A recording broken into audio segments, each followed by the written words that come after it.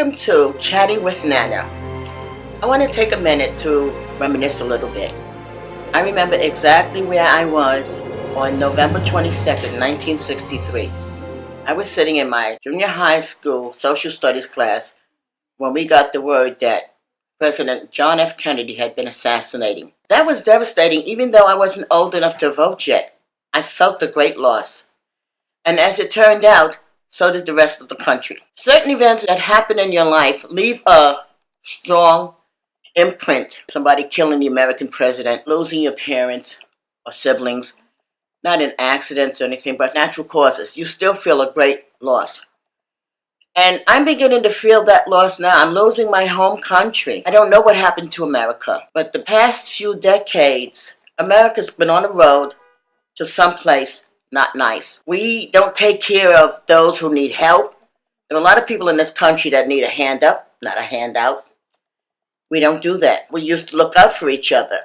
Instead, now we're attacking each other. It makes my heart hurt when I hear about Americans killing Americans. It's disappointing. This is the United States of America.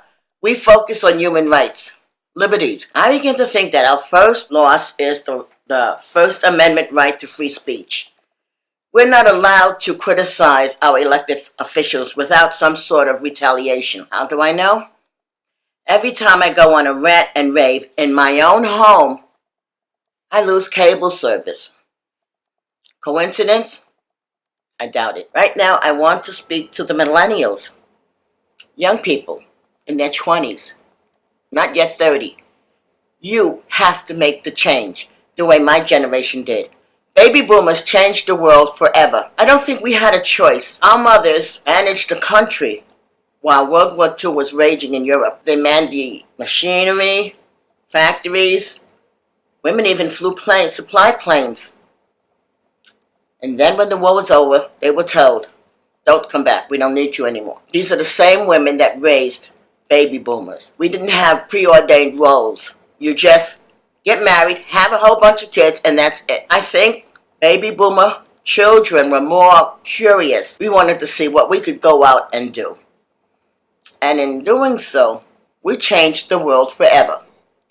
I came of age in the 60s, one of the most turbulent decades in American history. People were protesting the Vietnam War. People were protesting for civil rights. Just because you didn't engage in violent protests didn't mean that you wouldn't be responded with violence.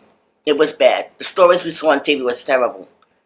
And I don't think anything would have changed if the world wasn't focused on what was going on in the United States at that particular time. I believe that the United States is in turmoil. We're changing. Yes, we're a young country. Maybe we've paid all the dues we need to pay. Maybe we haven't. We need to come together as one people and stop being fragmented. It doesn't matter where you came from. It matters where you are now. People always say, let's make America great again. Well, you know what? America never stopped being great. People from all over the world want to come here to this great country, no matter how they get here. Many of them try to sneak in without being seen because they're desperate for a better life. And unfortunately, that's not always the case in this day and age. People need to visit the Statue of Liberty and read what's written at her feet. Give me your tired, your poor, your huddled masses yearning to be free. Yes, we all want to be free of something. Poor people want to be free of poverty. People in foreign countries want to be free to live the way they chose, not to be thrown in jail for not agreeing with the government. And lo and behold, I think we're going down that same road. We're Americans. We're used to criticizing our elected officials.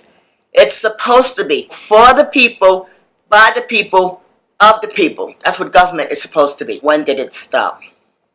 And let's take America back. Back to when? Back from who? From women who wanted to be liberated? Back from blacks who wanted to be free? This is the land of the brave and the home of the free. And we need to start behaving like that's what this country still represents. It doesn't matter the color of your skin.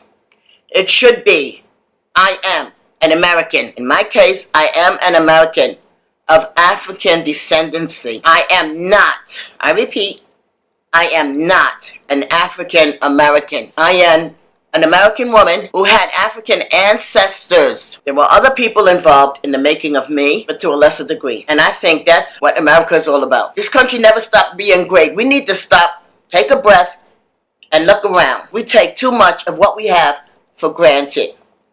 Thank you. Until next time, I will see you chatting with Nana. Before I sign off, I'd like to introduce my granddaughter, Dana, who helped me put this together. She's my youngest grandchild.